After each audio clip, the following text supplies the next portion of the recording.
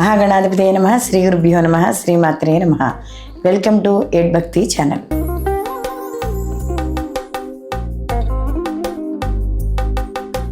ద్వాదశ రాసుల వారికి శుభాశుభ ఫలితాలు ఏ విధంగా ఉన్నాయి అనే విషయాన్ని మనం ఈ వీడియోలో తెలుసుకుందాం. సహజంగా మనం ఉగాదికి మనం నూతన సంవత్సరంగా భావించి మనము ఈ ఉగాది పంచాంగం చెప్పుకోవడం అనేది మనకి ఆచారంగా వస్తుంది. కానీ కొంతమంది ఆంగ్ల నూతన సంవత్సరంది కూడా ఏవైతే ఫలితాలు ఉన్నాయో, రాశి ఫలితాలు ఉన్నాయో అవి కూడా వాళ్ళు తీసుకోవడం అనేది జరుగుతోంది. కాబట్టి అలాంటి వారి కోసం ఈ వీడియో చేయడం అనేది జరుగుతుంది. అయితే ఇక్కడ మనకి కేవలం గోచార ఫలితాలు మాత్రమే మనం చెప్పుకోవడం అనేది జరుగుతుందంటే మనకి 2026 జనవరి నుండి మనకి 2026 డిసెంబర్ వరకు ఈ సంవత్సరం లోపు ఈ నిడిలో ఏవైతే గ్రహాలు యొక్క ప్రధాన గ్రహాలు అంటే ఎక్కువ కాలం ఒకే రాశిలో సంచరించే గ్రహాలు, దీర్ఘకాలికంగా మనకు ఉండే గ్రహాలు ఏవైతే ఉన్నాయో వాటిని ఆధారంగా చేసుకుని మనం ఈ ద్వాదశ రాశుల యొక్క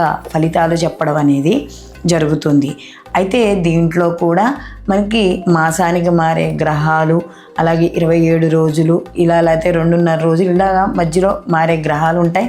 వాటి ప్రభావం కూడా ఈ ద్వాదశ రాశుల వారి మీద కూడా ఉంటుంది. అయితే దీర్ఘకాలికంగా ఎక్కువగా మనకి సంచరించే గ్రహాల యొక్క ప్రభావం కూడా ఉంటూ దానితో పాటుగా ఇక్కడ వ్యక్తిగత జాతక పరిశీలన కూడా తప్పకుండా చూసుకోవాలి. ఎందుకంటే ఇవి గోచార ఫలితాలు కాబట్టి కొంతవరకు మాత్రమే ఫలితం అనేది ఉంటుంది. దీంతో పాటుగా వాళ్ళ జన్మ జాతకాల్లో జరుగుతున్న దశలు, అంతర్దశలు, వాటి యొక్క ఫలితాలని ఈ రెండింటినీ కూడా చూసుకుని అప్పుడు జాతక ఫలితాలు బేరేస్ చేసుకోవడం అనేది ఉంటుంది. కాబట్టి ఇవి కేవలం గోచార ఫలితాలు మాత్రమే అని గ్రహించాలి. తులారాశి వారికి 2026 సంవత్సరంలో కానీ వీళ్ళకి చూసుకుంటే ఈ సంవత్సరం వీళ్ళకి రాహు పంచమ స్థానంలోనూ అలాగే చివరిలో చతుర్థ స్థానంలోకి సంచారం అనేది కనపడుతుంది. అయితే ఈ సంవత్సరం షష్టమ స్థానంలో ఉన్న శని భగవానుడు వీళ్ళకి శుభ ఫలితాలను ఎక్కువగా ఇవ్వడం అనేది జరుగుతోంది. అలాగే ఈ సంవత్సరం గురువు వీళ్ళకి జూన్ 2 వరకు కూడా భాగ్యస్థానంలో ఉండి తర్వాత దశమ స్థానంలోను, దాని తర్వాత ఏకాదశ స్థానంలోనూ ఉంటున్నాడు. కాబట్టి కాస్త వీళ్ళకి ఇక్కడ శుభ ఫలితాలే ఇవ్వడం అనేది ఇక్కడ మనకి కనబడుతోంది. అలాగే వీళ్ళకి ముఖ్యంగా ఎప్పుడైతే ఈ యొక్క గురువు యొక్క మార్పు ఉందో ఈ మార్పు కూడా వీళ్ళకి కొంత వీళ్ళకి అంటే ఈ మార్పు ప్రథమార్థం అంతా కూడా వీళ్ళకి అనుకూలంగా ఉంటుంది. ఈ సంవత్సరం అంతా కూడా శని శుభ ఫలితాలను ఇస్తున్నాడు. కాబట్టి దీంతో పాటుగా ఇవి గోచార ఫలితాలు, దీంతో పాటుగా వీళ్ళకి జరుగుతున్న దశలు, అంతర్దశలు కూడా వీళ్ళు పరిగణనలోకి జన్మజాతకంలో కూడా తీసుకోవాలి. అలాగే ఎప్పుడైతే షష్టమ స్థానంలో వీళ్ళకి ఈ యొక్క శని భగవానుడు ఉన్నాడో వీళ్ళకి శత్రు రుణ బాధలు తగ్గుతాయి, అనుకున్న పనులు సకాలంలో పూర్తవుతాయి. వాళ్ళకి ఏదైనా పనులు అనుకుంటే కూడా వాళ్ళ స్నేహితులు కానీ బంధువుల యొక్క సహాయ సహకారాలు పూర్తి స్థాయిలో ఉంటాయి. ఆరోగ్య విషయాలు అనుకూలంగా ఉంటాయి. కొంతకాలంగా వీళ్ళు ఎవరైనా ఎముకలు, నరాలు ఇటువంటి వ్యాధులతో ఇబ్బందులు పడుతున్న వాళ్ళ తీవ్రత అనేది తగ్గుతుంది. నిరుద్యోగులు ఉద్యోగ అవకాశాలు, శుభవార్తలు, శుభ కార్యక్రమాలు చేయడం ఇలాంటివన్నీ కూడా జరుగుతాయి.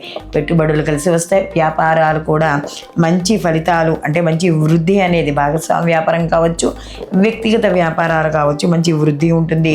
కుటుంబంలో వృద్ధి జరుగుతుంది. కుటుంబ ఆదాయ మార్గాలు పెరుగుతాయి. అలాగే సన్నకారు, చిన్నకారు రైతులకు అనుకూలంగా ఉంటుంది. అన్ని రంగాల వారికి శుభవార్తలు వినడం, సమాజంలో మంచి మీకంటూ ఒక పరువు, ప్రతిష్ట, గౌరవం పెరగడం అనేది జరుగుతుంది.